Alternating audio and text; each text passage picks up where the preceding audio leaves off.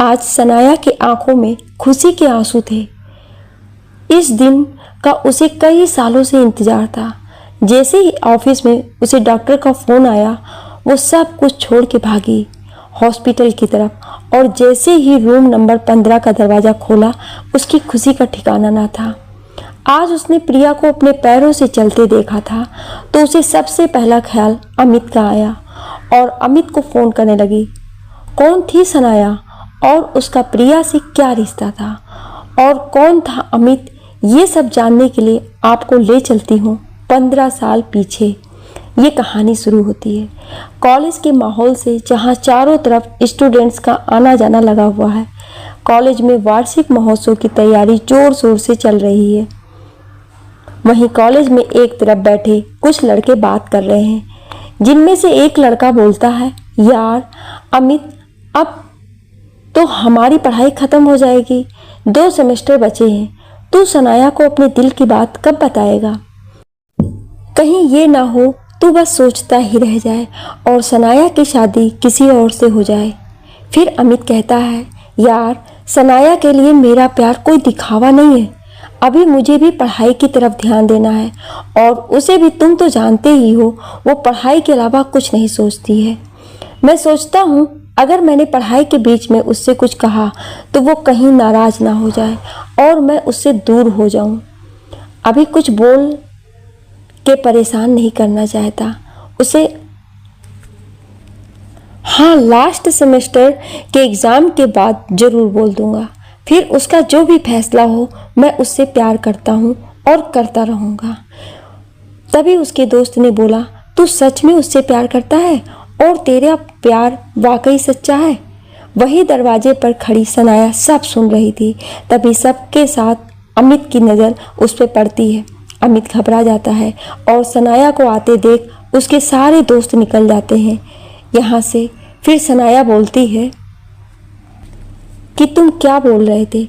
अभी अमित बोलता है, कुछ भी तो नहीं, तुमने क्या सुना? तब सनाया कहती है, अमित मैंने सब सुन लिया है।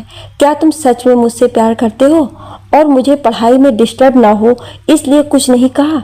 तब अमित जवाब देता है, हाँ सनाया, मैं तुमसे सच में बहुत प्यार करता हूँ और उस दिन से करता हूँ जब तुम कॉलेज में पहली बार आई थी। तुम्हें देखते ही तुमसे प्यार हो गया था। तब से सोच लिया था कि तुम्हें अपना जीवन साथी बनाना है। सनाया सब सुन रही थी। फिर सनाया ने बोला, कितना प्यार करते हो मुझसे, बता सकते हो? इसके जवाब में अमित ने बोला कि सनाया, प्यार कभी नापा या तौला नहीं जाता है, ना मैंने कभी नापा है। इतना ज़रूर कहूँगा कि मेरी आखिरी सांस जिस दिन निकले तुम मेरे पास हो, और कुछ नहीं चाहिए। सनाया उसकी बात से इमोशनल हो गई, पर उसने कुछ जाहिर नहीं होने दिया। बस इतना बोला, देखो अमित, तुम्हें मुझसे प्यार है, मगर मुझे तो होना चाहिए। उसके लिए टाइम लगेगा और ये भी हो सकता है मुझे कभी तुमसे प्यार हो ही ना। फिर क्या करोगे? तो अमित ने बोला, प्यार मेरे लिए बिजनेस तो है नहीं कि तुमको नहीं होगा तो ख़त्म हो जाएगा। इंतज़ार फिर भी रहेगा तुम्हारा। इस पे सनाया कुछ नहीं बोल पाई। उसने कहा, देखूंगी, लेकिन अभी मुझे टाइम चाहिए। अमित ने बोला, कोई बात नहीं, तुमको पूरा हक है। कॉलेज का प्रोग्राम ख़त्म हो गया था। सब अपने घर को आ गए। सनाया सोचने लगी, क्या सच में अमित उससे बहुत प्यार करता है? लेकिन उसने उसका कितना ख्याल किया। पढ़ाई की वजह से कुछ नहीं कहा, वरना आजकल के लड़के तो बस मौका ढूंढते हैं कि कब लड़की फंसे। फिर उसने सोचा, थोड़ा टाइम ले लेती हूँ, वक्त के साथ सब पता चल जाएगा। दोनों अपनी पढ़ाई में लग गए क्योंकि एग्ज़ाम आने वाले थे। सनाया पढ़ाई में लग गई और अमित भी अपनी तैयारी करने लगा। दोनों MBA के स्टूडेंट थे। उसके बाद कैंपस में आने वाली कंपनियों में सिलेक्ट होना था और अच्छी जॉब पानी थी। सनाया शुरू से पढ़ाई में अच्छी थी और अमित भी टॉपर था, लेकिन अमित पढ़ाई के साथ साथ सब चीज़ों का ध्यान रखता था। मगर सनाया पढ़ाई के चक्कर में खाना पीना भूल जाती थी। उसे पीछे नहीं रहना था किसी से। उसके मम्मी पापा बोलते कि बेटा, सब चीज़ का ध्यान रखना चाहिए, खाना पीना ठीक रखो वरना तबीयत खराब हो जाएगी। लेकिन वो एग्ज़ाम टाइम में खाना पीना भूल जाती थी। आखिरकार एग्ज़ाम्स शुरू हो गए, पेपर्स होते जा रहे थे और लास्ट पेपर का दिन भी आ गया। अमित देख रहा था आज सनाया बहुत वीक नज़र आ रही थी। अमित ने बोला, सनाया सब ठीक है ना? सनाया ने बोला, हाँ सब ठीक है, मगर अमित को ठीक नज़र नहीं आ रहा था। दोनों ने पेपर दिया और हॉल से निकलते वक्त अचानक सनाया के सामने अंधेरा छा गया और वो ज़मीन में बेहोश होकर गिर पड़ी। चारों तरफ भीड़ लग गई। तभी अमित की नज़र उस पर पड़ी। वो भागता हुआ आया और सनाया को उठा के बाहर उसके कुछ दोस्तों ने उसकी हेल्प की। एक ने अपनी गाड़ी उसे दे दी और अमित सनाया को लेकर हॉस्पिटल पहुंच गया। उसने सनाया के दोस्त से उसके घर का नंबर लिया और उन्हें भी इन्फॉर्म कर दिया। डॉक्टर ने टेस्ट किए तो पता चला कि सही से खान पान पर ध्यान न देने से खून की कमी हो गई है और कमजोरी की वजह से बेहोश हो गई है। तभी सनाया के मम्मी पापा भी आ गए। मम्मी रोए जा रही थी। पापा ने पूछा क्या हुआ? अमित ने बताया कि कमजोरी की वजह से ये बेहोश हो गई थी।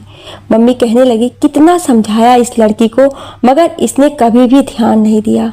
अब मैं इसे थप्पड़ मार के खिलाऊंगी। मेरे लाड प्यार का गलत फ़ायदा उठाती है। अमित ने बोला, आप परेशान ना हो, सनाया ठीक हो जाएगी। मैंने डॉक्टर से बात कर ली है और अंकल भी गए हैं डॉक्टर से बात करने। तभी सनाया के पापा आए और बोले, डॉक्टर कह रहे हैं ब्लड चढ़ाना पड़ेगा जल्दी। अमित ने बोला, क्या ब्लड ग्रुप है? तो उन्होंने बताया कि ए पॉजिटिव है और मेरा भी सनाया का ही ब्लड ग्रुप है। मैं अपनी बेटी को ब्लड दूंगा। उस पर अमित ने बोला, अंकल आप परेशान ना हो, मेरा ब्लड ग्रुप ओ पॉजिटिव है, मैं किसी को भी दे सकता हूँ, आप और मैं मिलके देंगे। इस बार सनाया के माँ बाप ने अमित को बहुत धन्यवाद दिया और बोला, बेटा तुम बहुत अच्छे हो। अमित ने बोला, आप लोग मुझे शर्मिंदा ना करें, सनाया की जगह कोई और भी होता तो मैं तब भी यही करता। सनाया को दूसरे दिन होश आ जाता है। वो अमित को डॉक्टर से बात करते हुए देखती है तो पास में बैठी माँ से बोलती है, मम्मी मैं यहाँ कैसे आई? उसकी मम्मी बताती है कि बेटा तू कॉलेज में बेहोश हो गई थी, ये लड़का अमित तुझे हॉस्पिटल लाया और तुझे ब्लड भी दिया है। बहुत ही अच्छा लड़का है, इसने हमारी काफ़ी मदद की है। सनाया आंखें बंद कर लेती है। उसे अब भी कमजोरी महसूस होती है। उसे दिख रहा था कि अमित को सनाया की कितनी फिक्र है। 3 दिन बाद वो लोग सनाया को लेकर घर आ जाते हैं। अमित भी साथ में होता है। मम्मी नाश्ता बनाने चली जाती है। तब सनाया अमित से कहती है, थैंक्स अमित, तुमने मेरे लिए इतना कुछ किया। मम्मी ने बताया तुमने हमारी बहुत हेल्प की है। अमित जवाब देता है, तुम भी इसे मदद ही समझती हो तो कोई बात नहीं, मगर तुम्हारा सही होना मेरे लिए बहुत ज़रूरी है। मेरे जिंदा होते हुए तुम्हें कुछ नहीं होगा, चाहे तुम मुझे अपना मानो या ना मानो। सनाया के आंखों में आंसू आ जाते हैं। सनाया कहती है, अमित मुझे माफ़ कर दो, मुझे तुमसे ज़्यादा अच्छा जीवन साथी नहीं मिल सकता। क्या तुम जीवन भर के लिए मेरा साथ दोगे?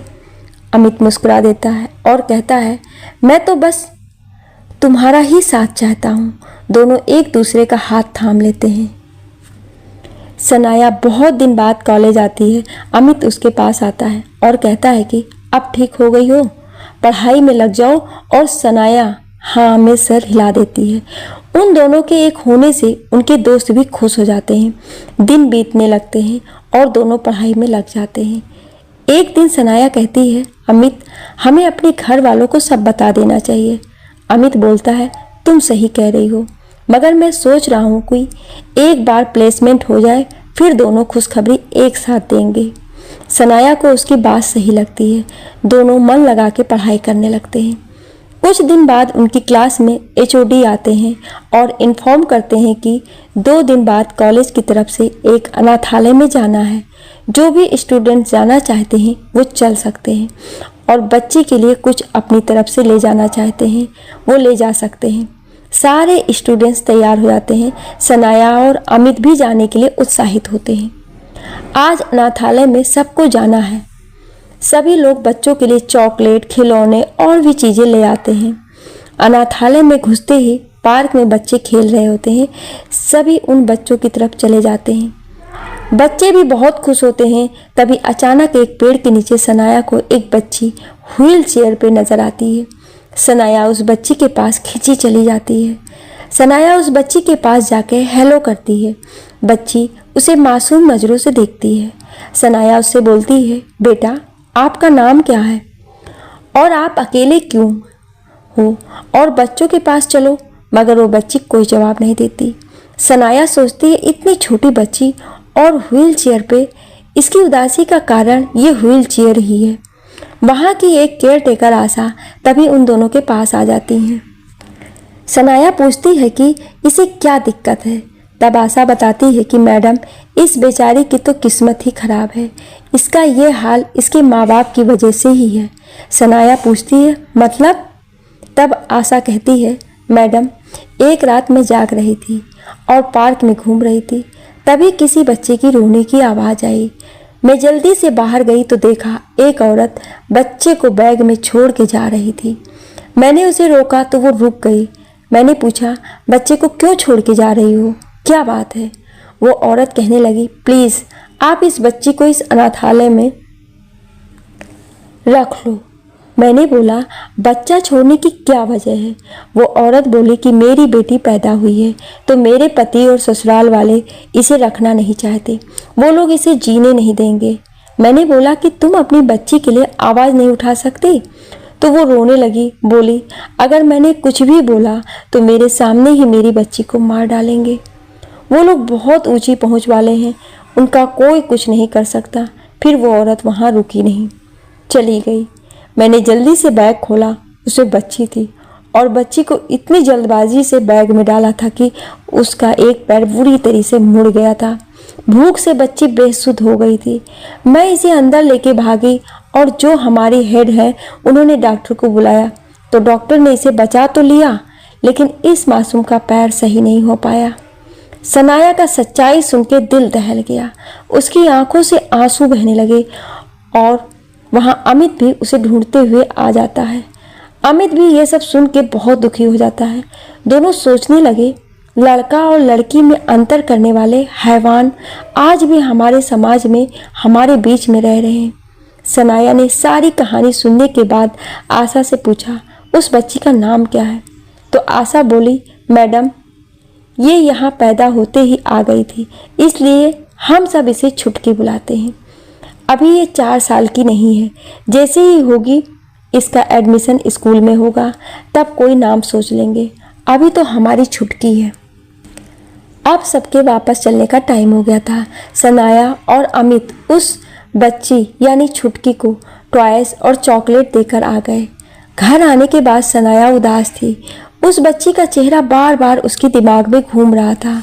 सनाया की माँ ने पूछा, बेटा परेशान क्यों है? तो सनाया ने अपनी माँ को पूरी कहानी वैसी ही सुना दी जैसे आशा ने बताई थी। उसकी माँ ने बोला, बेटा आज भी ऐसे लोग हैं जो लड़की को जन्म भी नहीं लेने देना चाहते हैं, लड़की को सिर्फ इस्तेमाल की चीज़ समझते हैं। ऐसे लोगों का समर्थन करने वाला भी उतना ही दोषी है जितना ये लोग हैं। सनाया अपनी माँ से बोलती है, माँ आप और पापा ने मुझे और शिवानी, सनाया की छोटी बहन, को इतना प्यार से पाला है, आप लोग तो इतने अच्छे हो। तब सनाया की माँ कहती है, बेटा सब एक जैसे नहीं हैं। अगर बेटियों को नीचा दिखाने वाले हैं तो बेटियों के लिए मर मिटने वाले भी हैं। तेरे पापा को ही ले ले, वो हमेशा से ही बेटी ही चाहते थे। जब तुम पैदा हुई तो इतना खुश थे कि बोले ये मेरी बेटी मेरा नाम रोशन करेगी। उनकी आंखों में आंसू थे, इसलिए मैं तेरे पापा की बहुत इज्जत करती हूँ। सनाया अपने माँ के गले से लग जाती है और कहती है, मुझे आप और पापा पे गर्व है और हम बहुत खुश नसीब हैं जो हमें आप दोनों माँ बाप के रूप में मिले। मैं पापा को कभी निराश नहीं करूँगी। सनाया के दिल में उस बच्ची के लिए पहली मुलाकात में अपनापन हो जाता है। सनाया दोबारा उससे मिलने के लिए सोचती है। सनाया इस बार अमित से मिलने को बोलती है। अमित तैयार हो जाता है। दोनों प्लान बनाते हैं कि कब चलना है। सनाया और अमित अनाथ आश्रम पहुँच जाते हैं। उस बच्ची का पता पूछते हुए उसके पास चले जाते हैं और दोस्ती के लिए हाथ आगे बढ़ाते हैं। इस बार बच्ची थोड़ा मुस्कुरा देती है। सनाया सोचती है, इतनी प्यारी बच्ची के साथ कोई ऐसा कैसे कर सकता है, मगर हमारी दुनिया में निर्दयी लोगों की कमी नहीं है। सनाया आशा से पूछती है, क्या इस बच्ची को कोई अडॉप्ट करने नहीं आया? तो आशा कहती है, मैडम लोग अच्छे खासे बच्चे को जब गोद लेने आते हैं तो ऊपर से नीचे तक देखते हैं। इस बेचारी को अपाहिज बच्ची को कौन अपने घर ले जाएगा? इसकी तरफ तो कोई देखता भी नहीं है। सनाया और अमित छुटकी के साथ टाइम बिता के आ जाते हैं। सनाया घर आकर सोच में डूब जाती है। सनाया अमित के साथ अपने घर आ जाती है, मगर उसके दिमाग में उस बच्ची का अक्स घूमता रहता है। वो सोचने लग जाती है कि पता नहीं कब उस बच्ची को एक घर मिलेगा, कोई उसकी तरफ माँ बाप की तरह हाथ बढ़ाएगा या नहीं। सनाया सोचती है कि अगर क्या मैं उसे अडॉप्ट कर सकती हूँ? हाँ, मैं उसे एक घर दे सकती हूँ। सनाया एक फैसला ले लेती है। इसी सोच के साथ सनाया 2 दिन बाद अनाथालय में जाने का फैसला करती है। अभी वो घर में किसी को कुछ नहीं बताती है और इस बार वो अकेले ही चली जाती है। अनाथालय पहुंचकर सबसे पहले वो आशा से मिलती है। आशा और उसके बीच बातचीत होती है। आशा, मैडम आप फिर यहाँ आ गई? ऐसा लगता है आपका यहाँ दिल लग गया है। सनाया, कुछ ऐसा ही समझ लो। ये बताओ तुम्हारी बड़ी मैडम कहाँ मिलेंगी? मुझे कुछ ज़रूरी बात करनी है। आशा, अच्छा आओ, मैं आपको उनका ऑफिस दिखाती हूँ। आशा उसे एक ऑफिस के बाहर ले जाती है और 2 मिनट रुकने को बोलकर अंदर जाती है। वापस आकर सनाया को अंदर भेजती है। अंदर उसे 60 से 65 साल की महिला उसे कुर्सी पर बैठी हुई दिखाई देती है। सनाया, क्या मैं अंदर आ सकती हूँ? महिला, हाँ आ जाओ। अंदर पहुंचकर सनाया बोलती है, सनाया, मेरा नाम सनाया है। मुझे वो बच्ची, मेरा मतलब छुटकी, मैं उसे अडॉप्ट करना चाहती हूँ। बड़ी मैडम उसे ध्यान से देखती हैं, फिर बोलती हैं, बड़ी मैडम तुम मैरिड तो नहीं लगती हो, तो बच्चों को गोद क्यों लेना चाहती हो? सनाया, मैम उस बच्ची से मुझे बहुत लगाव हो गया है, इसलिए मैं उसे अपने पास रखना चाहती हूँ और जो भी मुझसे होगा अच्छे से अच्छा उसके लिए करूँगी। बड़ी मैडम, तुम क्या बच्चों को पालना मजाक समझती हो?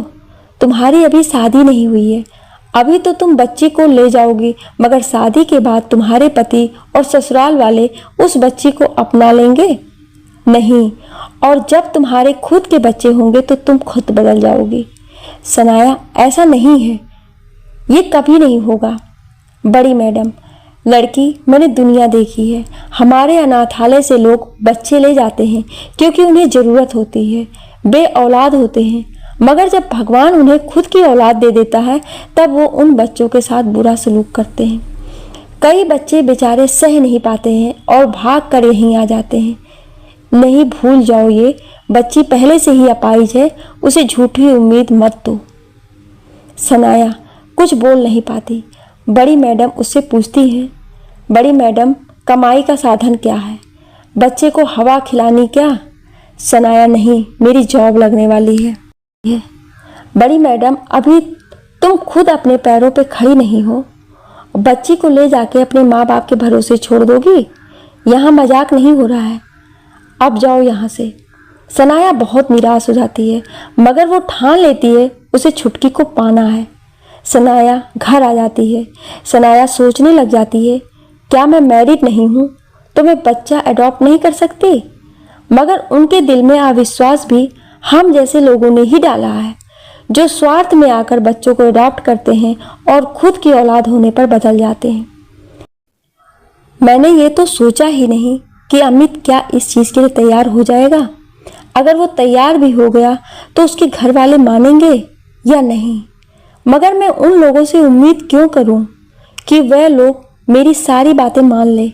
पहले मैं मम्मी पापा से बात करती हूँ। हाँ, यही सही रहेगा। सनाया अपने माँ बाप के पास जाती है। सनाया, मम्मी पापा, मुझे आप लोगों से बात करनी है। पापा, बोलो बेटा, क्या बात है? सनाया, पापा आपको पता है ना, हम कॉलेज की तरफ से एक अनाथालय गए थे। वहाँ एक बहुत छोटी बच्ची है जो कि अपाहिज है। मैं उसे अडॉप्ट करना चाहती हूँ। सनाया के माँ बाप एक दूसरे की तरफ देखने लग जाते हैं। सनाया की माँ बोलती है कि तुम क्या कह रही हो? तुम्हें पता भी है अभी तुम्हारे आगे पूरा जीवन पड़ा है, शादी होनी है, कैसे होगा सब? सनाया, माँ सारी बात शादी पे ही ख़त्म होती है तो मैं शादी ही नहीं करूँगी, मगर मैं उस बच्ची को अडॉप्ट करूँगी। पापा, बेटा अगर तुम उस बच्ची को अपने साथ रखना चाहती हो तो हम उसे अडॉप्ट कर लेते हैं, वो हमारे साथ रहेगी। सनाया, नहीं पापा, आज तक आपने हमारे लिए बहुत कुछ किया है और जब आराम की बारी आई है तो मैं आपके ऊपर एक जिम्मेदारी और डाल दूं? नहीं, ऐसा नहीं होगा। जो मेरी जिम्मेदारी है उसको मैं ही पूरा करूंगी। सनाया की माँ बहुत गुस्सा हो जाती है। माँ, ये लड़की जिद्दी हो गई है, इसे कुछ समझ ही नहीं आता है। सनाया के पापा कहते हैं कि तुम शांत हो जाओ, मेरी बेटी कुछ गलत काम नहीं करने जा रही है, एक बच्चे की ज़िंदगी बनाना चाहती है। शादी तो बात की बात है, उसके बिना जीवन नहीं रुक जाएगा, लेकिन अगर उस बच्ची को मेरी बेटी का साथ ना मिला तो उस बच्ची का जीवन जरूर खराब हो जाएगा। मुझे सनाया की सोच पे बहुत गर्व है, ये जो करना चाहती है करने दो। सनाया को थोड़ी हिम्मत आ जाती है और वह खुश होकर अपने पापा के गले लग जाती है। सनाया अमित से बात करने का मन बना लेती है और अमित को बुलाती है मिलने के लिए। सनाया और अमित कॉलेज के पार्क में आमने सामने बैठे हुए हैं। सनाया, अमित, मैंने एक बहुत ज़रूरी बात करने के लिए तुम्हें बुलाया है। अमित, हाँ बोलो। सनाया, अमित, तुम्हें वो अनाथालय वाली बच्ची याद है? अमित, हाँ याद है। सनाया, मैं उस बच्ची को अडॉप्ट करना चाहती हूँ। अमित, अच्छा, ये तो अच्छी बात है। सनाया, अमित, वो बात ऐसी है कि मैं शादी नहीं करना चाहती। अमित, मतलब? अब ये शादी कहाँ से बीच में आ गई? तुम बच्ची को गोद लेना चाहती हो तो लो, मैंने तुम्हें कब रोका है?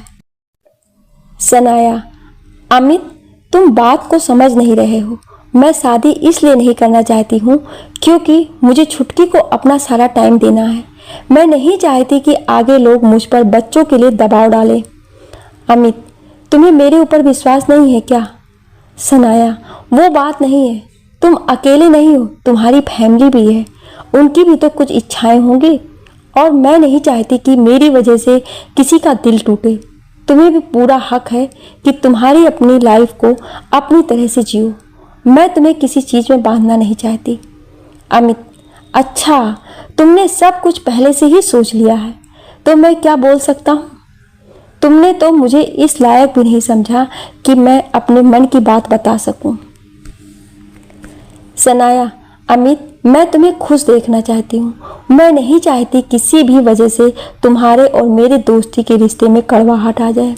तुम शादी करके अपनी ज़िंदगी आराम से जीना, तुम्हें कोई भी अच्छी लड़की मिल जाएगी। अमित, सनाया, तुमने मुझे अपना फैसला सुना दिया है, लेकिन मेरी ज़िंदगी का फैसला मैं करूँगा। मुझे शादी करनी है या नहीं करनी है, मुझे मत बताओ। अमित गुस्से में था। सनाया, प्लीज़ अमित, मुझे गलत मत समझो। अमित, गलत मैंने नहीं, तुमने मुझे समझ लिया है। तुम क्या समझती हो मुझे? मैं इतना गिरा हुआ नहीं हूँ, समझी कि नहीं? मेरा प्यार मुझे नहीं मिलेगा तो मैं कहीं और दिल लगा लूँगा। तुम मुझसे प्यार कभी करती ही नहीं थी, मैंने तुम्हें सच्चा प्यार किया है। मैं अब तुम्हें आवाज़ नहीं दूंगा कि मेरे पास आ जाओ। जब तुम अपने दिल से मुझे बुलाओगी अपना बनाने के लिए तभी आऊँगा। मेरे दिल में तुम्हारे लिए प्यार था, है और हमेशा रहेगा। मैं तुम्हारा इंतज़ार करूँगा। अमित उसे अकेला छोड़ कर चला जाता है। सनाया उसे भीगी आंखों से जाता हुआ देखती रहती है। घर आकर सनाया अपने कमरे में बहुत रोती है। उसकी बहन उसे रोता हुआ देखती है और पूछती है, दीदी क्या हुआ? आप मुझसे बता सकती हो। सनाया अपना दिल हल्का करने के लिए सब बता देती है। सनाया की बहन कहती है, दीदी आप चिंता मत करो, सब एक दिन ठीक हो जाएगा। सनाया अपनी पढ़ाई में लग जाती है और लास्ट सेमेस्टर तक उसका बहुत अच्छी कंपनी में सिलेक्शन हो जाता है। सनाया बहुत खुश होती है। उधर अमित भी एक अच्छी कंपनी में जॉब पा लेता है। सनाया अब सीधे अनाथालय जाती है, वहाँ की संचालिका से मिलती है। सनाया को देखकर वो बड़ी मैडम सोच में पड़ जाती है कि ये लड़की दोबारा क्यों आई है।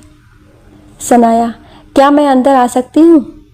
संचालिका, हाँ आओ, मगर आप क्यों आई हो? जी मैं आपको अपना अपॉइंटमेंट लेटर दिखाने आई हूँ। मैं अब उस बच्ची का पूरा खर्च उठा सकती हूँ, और रही बात शादी की तो मैंने शादी ना करने का फैसला किया है। अब तो आपको कोई दिक्कत नहीं होगी मेरी छुटकी को अडॉप्ट करने में। संचालिका, मुझे लग रहा था तुम जोश में बच्ची को अडॉप्ट करने की बात कर रही हो, मगर मैं गलत थी। तुम बाद में भी ऐसे ही रहोगी ना? मेरा मतलब तुम्हारा प्यार बच्ची के लिए कभी ख़त्म तो नहीं होगा। सनाया, मैम आपने ही उस दिन कहा था कि यहाँ कोई मजाक नहीं चल रहा, तो मैं बहुत सीरियस हूँ इस मामले में, और मैं बदलने वालों में से नहीं हूँ। आपको विश्वास मैं एक पल में दिला नहीं सकती, मगर आपका जब भी मन करे आप खुद आकर चेक कर लेना। इस बार संचालिका कुछ नहीं बोलती, बस इतना कहती है कि जिस दिन तुम ऑफिस ज्वाइन कर लेना उस दिन मेरे पास आ जाना, क्योंकि फॉर्म में तुम्हारी आय का साधन दिखाना होगा, और जिन चीज़ों की ज़रूरत होगी तुम्हें आशा बता देगी। सनाया थैंक्स करके बाहर आ जाती है। सनाया की खुशी का ठिकाना नहीं रहता है। वो घर आकर अपने माँ बाप को सबसे पहले बताती है, सब खुश हो जाते हैं। कुछ दिन बाद सनाया की जॉब लग जाती है, और सनाया सारी फॉर्मेलिटीज़ पूरी करके छुटकी को अपने साथ ले आती है। सनाया छुटकी को एक नया नाम प्रिया देती है। सनाया सोचती है कि अमित को भी बता देना चाहिए कि मैं छुटकी को अपने साथ ले आई हूँ। अमित को ये नहीं लगना चाहिए कि मैं उससे दूर होने के लिए कोई झूठ बोला है। सनाया अमित को फ़ोन करती है। सनाया, अमित, मैं उस बच्ची को ले आई हूँ। अमित, चलो, तुमने इस लायक तो समझा। सनाया, अमित ऐसा क्यों बोल रहे हो? अमित, रहने दो, ये बताओ क्या मैं छुटकी से मिलने आ सकता हूँ? उसके लिए कुछ करना चाहूँ तो कर सकता हूँ ना? तुम्हें कोई परेशानी तो नहीं होगी? सनाया अब अमित का दिल नहीं तोड़ना चाहती थी। वो हाँ बोल देती है। अब सनाया को एक अच्छे डॉक्टर की तलाश होती है। इसी सिलसिले में वो एक डॉक्टर से मिलती है। डॉक्टर बच्ची के पैरों को देखकर बोलता है कि वो केस थोड़ा कठिन है, मगर मैं एक बहुत अच्छे डॉक्टर को जानता हूँ, वो भी अमेरिका में किसी सेमिनार में है, उनके आते ही तुम्हें मिलवाता हूँ। सनाया कुछ दिन बाद छुटकी को लेकर उस डॉक्टर के पास जाती है। डॉक्टर कोई 60 साल की उम्र का होता है। डॉक्टर बच्ची को देखकर बोलता है, इस बच्ची को जन्म से परेशानी है या बाद में हुई है? सनाया सारी कहानी उस डॉक्टर को सुना देती है। कहानी सुन के डॉक्टर कुछ सोचने लगता है और उसकी आंखें परेशानी से फैल जाती हैं।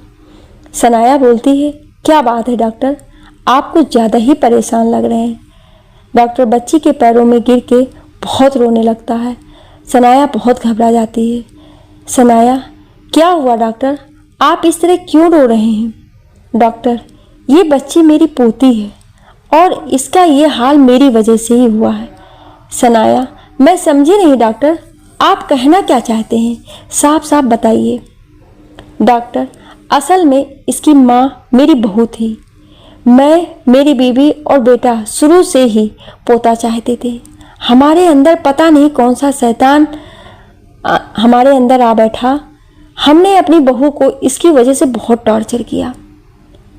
पहले हमने लड़की होने के कारण 2 बार बच्चों को पैदा होने से पहले ही मार दिया, क्योंकि वो लेडी डॉक्टर हमारी जानकार थी। हम तो बहुत बड़े लोगों में आते थे, तो हमें किसी का डर नहीं था। ऊंची पहुंच और पैसे सबका मुंह बंद कर देती है। जब तीसरी बार मेरी बहू प्रेग्नेंट हुई तो वो डॉक्टर कहीं बाहर थी, तो हम उसे किसी और डॉक्टर के पास ले गए।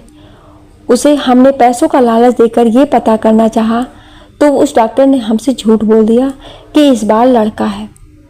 जब बच्ची हुई तो हमारे सर पर तो खून सवार था। हमने बहू को धमकी दी कि इसे कहीं फेंका, नहीं तो हम इसे मार देंगे। इन्हीं गुनहगार हाथों ने बच्ची को बैग में डाला था।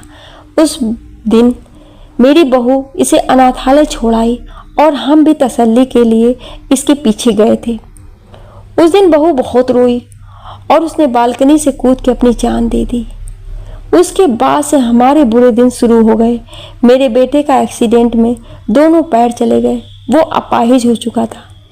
मेरी बीबी बेटे की ये दुर्गति देख नहीं पाई, उसे हार्ट अटैक आया और वो भगवान को प्यारी हो गई।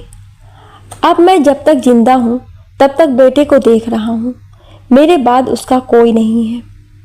मुझे अपने क्लिनिक में भी बहुत नुकसान हुआ है, सब खत्म हो गया। हमें अपने पापों की सज़ा मिल चुकी है। जो खानदान में बढ़ाना चाहता था वो ख़त्म हो जाएगा मेरे बेटे के साथ। सनाया ये सब सुन के गुस्से में आ जाती है।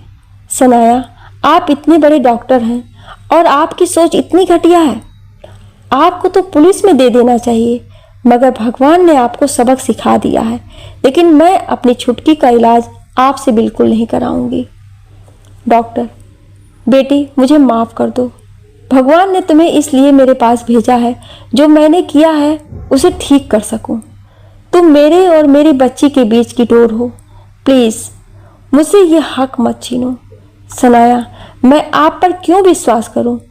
और आपको जब पता था कि छुटकी कहाँ है तो आप क्यों नहीं गए इसे लेने वापस? डॉक्टर, बेटी मैंने तुम्हें खुद अपना सच बताया है। मेरे अंदर अब कोई पाप होता तो मैं तुम्हारे सामने अपनी सच्चाई कभी नहीं बताता। और मैं 2 साल पहले गया था उस अनाथालय में, मगर मुझे वो सब वहाँ बड़े बच्चे दिखे और मैं वापस आ गया। सनाया, ऐसे कैसे हो सकता है? छुटकी तो वहीं थी। डॉक्टर, मुझे नहीं पता बेटा, लेकिन मुझे बच्ची का इलाज करने को दो। सनाया, ठीक है, मगर मुझे जरा सी भी डाउट हुआ तो आप पछताओगे। डॉक्टर, बेटी मैं तुम्हारी सारी बात मानने को तैयार हूँ। सारा चेकअप करके डॉक्टर बोलता है इसके पैर मैं किसी भी कीमत पर ठीक करूँगा। बस इलाज लंबा चलेगा, क्योंकि मैं इस मासूम को ज़्यादा हैवी डोज नहीं दे सकता। सारी चीज़ों का ख्याल रख के मैं अपनी बच्ची का इलाज करूँगा। सनाया, आपकी बच्ची नहीं मेरी बच्ची है और आप सिर्फ एक डॉक्टर ही रहेंगे। मैं सिर्फ आपसे एक डॉक्टर के नाते इलाज करवा रही हूँ, इससे ज़्यादा और कुछ नहीं। इन सब बातों के बीच में छुटकी डॉक्टर को देखकर निश्चल मुस्कान अपने चेहरे पे बिखेर रही थी। उस मासूम को क्या पता था, उसे इस हालत में लाने वाले दादा उसके सामने अपने गुनाह कबूल कर रहा था। सनाया छुटकी को लेकर घर वापस आ जाती है और अपनी माँ को सब बात बता देती है। उसकी माँ कहती है कि देख बेटा, तू उस डॉक्टर पे आंख बंद करके विश्वास मत कर, मगर छुटकी का इलाज क्या किसी और डॉक्टर से नहीं कराया जा सकता क्या? सनाया, नहीं माँ, मैंने पता किया था, सिर्फ वही डॉक्टर छुटकी का केस हैंडल कर सकता है। माँ, ठीक है, मगर वो जो भी मेडिसिन लिखता है वो एक बार किसी और डॉक्टर से चेक जरूर करना, उसके बाद ही डिसाइड करना कि उससे इलाज कराना है या नहीं। सनाया, माँ तुम सही कह रही हो, मैं ऐसा ही करूँगी। थोड़े दिन बाद उस डॉक्टर की लिखी मेडिसिन को लेकर परेशान होती है। वो अमित से हेल्प लेती है। अमित, सनाया तुम परेशान मत हो, तुम मुझे दवाई की स्लिप दो, मैं 1-2 दिन में ऑफिस के काम से मुंबई जा रहा हूँ, यहाँ किसी हॉस्पिटल में पता कराऊंगा, उसके बाद ही तुम छुटकी को दवा देना शुरू करना। अमित दवा का पता लगा लेता है और बताता है कि दवाइयाँ बिल्कुल सही है और बच्चे के हिसाब से ही है। सनाया कहती है चलो, इस बार उस डॉक्टर ने कुछ गलत नहीं किया, वरना मैं उसे जान से मार देती। अमित, हाँ है तो वो इसी लायक, मगर भगवान को पैसे के बल पर खरीद नहीं पाया और अपनी किस्मत को रो रहा है। सनाया हाँ में सिर हिला देती है। छुटकी का इलाज शुरू हो जाता है। अमित छुटकी से मिलने आता रहता है और छुटकी अमित को बहुत पसंद करने लगती है। अमित उसके साथ बच्चों की तरह खेलता भी है और अपने बच्चे की तरह प्यार भी करता है। सनाया उससे थोड़ा कम ही बात करती है। जब वो सामने होता है उसे लगता है कहीं अमित के ज़्यादा करीब होकर कमज़ोर ना पड़ जाए। सनाया ऑफिस से आने के बाद सारा टाइम छुटकी के साथ बिताती है। अब छुटकी भी सनाया से इतना प्यार करने लगती है कि रात का खाना वो सनाया के बिना नहीं खाती है। अमित भी उसकी हर तरीके से हेल्प करता है। एक दिन सनाया डॉक्टर के पास जाती है तो डॉक्टर बोलता है, डॉक्टर बेटा, मैं तुमसे एक बात कहना चाहता हूँ कि छुटकी को कभी मत बताना कि मैं उसका दादा हूँ और जो भी मैंने किया है। मैं नहीं चाहता कि ये बच्ची मुझसे नफरत करने लगे। सनाया, आपको क्या लगता है कि मैं छुटकी को ये सब बता के दुखी करूँगी? कभी कुछ भी नहीं बताऊँगी उससे। उसके आगे की ज़िंदगी में कोई दुख नहीं होगा। डॉक्टर उसके सामने हाथ जोड़ लेता है। ये कर्म होते हैं कि आप कितने भी पैसे से, रुतबे से बड़े क्यों ना हो, मगर आपके कर्म अच्छे नहीं हैं तो आपको अंत में झुकना ही पड़ेगा। छुटकी धीरे धीरे बड़ी होने लगती है। पढ़ाई के साथ साथ छुटकी पेंटिंग में भी अच्छी होती है, मगर छुटकी सनाया के बिना कुछ करने को तैयार नहीं होती है। जब तक सनाया नहीं आती वो अपनी मेडिसिन भी नहीं लेती। सनाया उसे बहुत समझती है मगर वो नहीं समझती। जब छुटकी 15 साल की हो जाती है तो एक दिन अमित उससे मिलने आया होता है। छुटकी देखती है कि सनाया कभी भी अमित से बैठ के बात तक नहीं करती है। उसे ये बात थोड़ी खटकती है। छुटकी सोचती है कि अमित अंकल तो इतने अच्छे हैं तो सनाया माँ क्यों नहीं उसे कभी बात करती हैं। वो इस बारे में सनाया की बहन शिवानी से पता करने की सोचती है। सनाया की बहन से छुटकी अब अमित और सनाया के बारे में पूछती है तो शिवानी उसे बता देती है कि कैसे सनाया ने छुटकी के लिए अमित से अपना रिश्ता तोड़ लिया था। छुटकी सोचती है कि सनाया ने उसके लिए इतना कुछ किया है तो वो अपनी वजह से इतना सच्चा रिश्ता नहीं टूटने दे सकती। छुटकी अब ये सोच लेती है कि उसको सनाया की हिम्मत बनना है और खुद को जल्दी से जल्दी अच्छा होना होगा ताकि सनाया माँ के पास अब किसी बात को मना करने के लिए कोई रीज़न ना हो। छुटकी अब अपनी हर चीज़ का ख्याल रखने लगती है। टाइम से खाना और मेडिसिन लेना शुरू कर देती है। छुटकी में ये बदलाव देखकर सनाया को आश्चर्य भी होता है और खुशी भी होती है।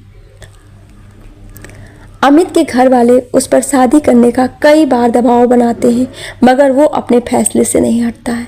सनाया भी अपने दिल में अमित के लिए दुखी होती है मगर उससे कुछ कह नहीं पाती है।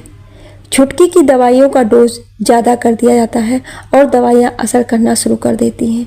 एक दिन छुटकी के पैरों में दर्द होना शुरू हो जाता है। सनाया घबरा जाती है। सनाया डॉक्टर को फ़ोन करती है। सनाया, डॉक्टर, छुटकी के पैरों में दर्द होना शुरू हो गया है, आप कैसी दवा दे रहे हैं? डॉक्टर, अच्छा, ये बहुत अच्छी बात, दवाओं का असर होने लगा है। उसके पैरों में दर्द होने का मतलब उनमें खून का सर्कुलेशन होने लगा है। उसके पैर अब बहुत जल्दी ठीक हो जाएंगे। सनाया, क्या डॉक्टर, आप सच कह रहे हैं? अब कितना टाइम और लगेगा? डॉक्टर, एक काम करो, तुम हॉस्पिटल आ जाओ, छुटकी को लेकर उसकी फिजियोथेरेपी शुरू कर देते हैं। इसके बाद पता शायद सनाया के पैर जल्दी ही ठीक हो जाएं। सनाया छुटकी को लेकर हॉस्पिटल जाती है। वहाँ छुटकी को थोड़े दिन के लिए एडमिट होने की सलाह दी जाती है ताकि डॉक्टर अपना काम ठीक से कर सकें। छुटकी का इलाज चलने लगता है और आज 15 साल के इंतज़ार के बाद सनाया को फ़ोन आता है। छुटकी अपने पैरों में खड़ी हो गई है। सनाया अमित को फ़ोन करके हॉस्पिटल चल देती है और रूम नंबर 15 का दरवाज़ा खुलते ही उसकी खुशी का ठिकाना नहीं होता। आज उसकी छुटकी अपने पैरों पर खड़ी होती है। कुछ ही देर में अमित भी वहां पहुंच जाता है। वो दोनों छुटकी को देखकर बहुत खुश होते हैं। कुछ दिन बाद छुटकी के ठीक होने पर पार्टी दी जाती है। पार्टी में अमित भी होता है। थोड़ी देर बाद छुटकी सनाया को अपने पास बुलाती है और बोलती है, सनाया माँ, क्या आप मेरी एक बात मानेंगी? सनाया कहती है, बोलो बेटा, आज मैं तुम्हारी हर बात मानूंगी। छुटकी, मैं चाहती हूँ आप और अमित अंकल हमेशा के लिए एक हो जाओ। मुझे ये आप दोनों का अलग अलग प्यार नहीं चाहिए। सनाया उसको देखती रह जाती है। सनाया बोलती है, जब बहुत देर हो चुकी है, अमित कभी नहीं मानेगा। मैंने उसकी हर बार उसकी इंसल्ट की है। छुटकी कहती है, प्लीज़ मेरे लिए आप एक बार उनसे बात करके देख लो। अगर वो नहीं माने तो मैं दोबारा आपको नहीं कहूँगी। सनाया नहीं मानती है तो छुटकी खुद अमित के पास जाकर बोल देती है कि क्या आप मेरी सनाया माँ से शादी करोगे? अमित बोलता है, छुटकी, मैं तो जाने कब से तुम्हारी सनाया माँ का इंतज़ार कर रहा हूँ, मगर वो खुद ही नहीं चाहती तो मैं क्या कर सकता हूँ। इस बात को सनाया सुन लेती है। सनाया इस बार खुद अमित से बोलती है, अमित, मैं अकेले चलते चलते थक गई हूँ, क्या तुम मेरा साथ आगे की जिंदगी में दोगे? अमित, सनाया, मुझे सिर्फ तुम्हारे इन्हीं शब्दों का इंतजार था, मैं तो तुम्हारा ही था। दोनों एक दूसरे का हाथ थाम लेते हैं। सच्चा प्यार कभी ना बूढ़ा होता है, ना ही मरता है, बस उसे निभाने वाले सच्चे होने चाहिए। आज उन तीनों और उनके साथ हर किसी की आंखों में हल्के हल्के आंसू थे, क्योंकि आज उनका इंतजार खत्म हो गया था। लिखने और बोलने में कोई त्रुटि हुई हो उसके लिए क्षमा प्रार्थी हूँ। आपको ये कहानी कैसी लगी हमें कमेंट करके ज़रूर बताएं और ऐसी ही कहानियाँ सुनने के लिए हमें सब्सक्राइब जरूर करें। Thank you.